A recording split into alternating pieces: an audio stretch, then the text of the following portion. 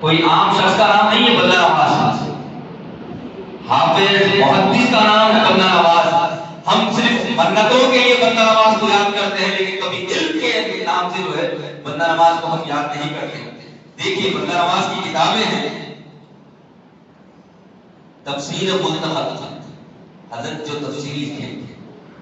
ابھی وقت کی کمی کے حساب سے انشاءاللہ کبھی اگر موقع ملتا ہے تو برابر میں پوری جو ہے اپنی سوانح حیات بتاؤں گا۔ میں صرف مختصر سی بات کر رہا ہوں۔ بندہ نواز نے جو کتابیں لکھی ہے، پہلا نام ہے تفسیر منتخب، قرآن کی تفسیر تصوف کے رنگ میں، پھر تفسیر قرآن بدر سے کشاف، پھر اس کے بعد حاشیہ کشاف، پھر شرح فقہ اکبر، ضرب الامثال، شرح اشارۃ الموارد، رسالہ رائت ربی، شجرہ انصاف، شرح رسالہ قشیریہ، اور شرح عوارض المعارف، شرح نصوص الحکم، شرح حدود و حد، رسالہ ابن عربی، رسالہ استقامت و شریعت، وجود العاشقین، تلاوت الوجود، اسمار الاسرار، انیس العشاق اور آداب المریدین، پھر جو ہے شرح جواہر العشاق۔ یہ اتنی کتابیں جو ہماری پڑھنے میں آئی ہے، میں صرف وہ بتا رہا ہوں۔ ابھی 105 کل کتابیں ہیں، جس میں سے تفسیر منتخب آپ کو جو ہے اردو میں آج بھی مل جائے گی بازار میں، اور کسی نے وہ لوگوں نے وہ علم حاصل کیا ہے۔ اور ہمارے پاس علم کی جب بات ہوتی ہے، کسی صاحب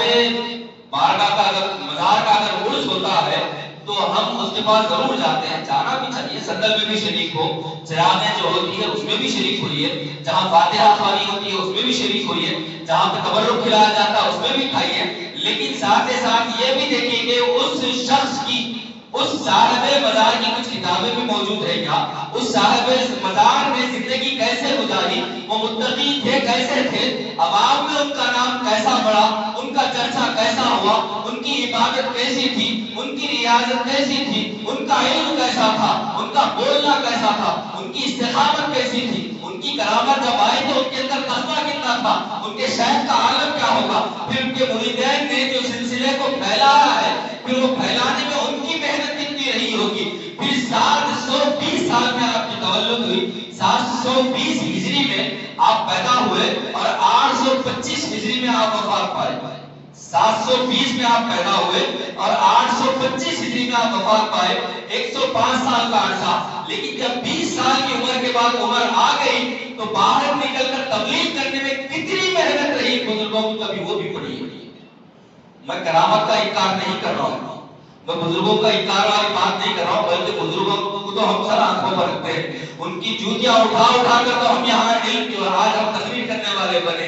اگر ان کا جو ہے کرم نہ ہوتا، ان کا فیض اگر نہ ملتا تو شاید ہم بھی کہیں پڑے ہوئے ہوتے، ہم بھی شاید کوئی ہمیں بھی نہیں پہچانتا۔ جب ہم بزرگوں سے جڑ جاتے ہیں تو ان کے خلیفہ، ان کے مرید، ان کے آنے والے، بلکہ آج بھی کوئی بندہ نواز کا مرید ہے تو بھی اسے بندہ نواز سے ہی جوڑا جائے گا۔ 720 ہجری کہاں اور آج 1400 سال کے بعد کی بات کہاں، 600 سال کا عرصہ بھی گزر گیا تو آج بھی ہم بندہ نواز کہہ کر یاد کرتے ہیں۔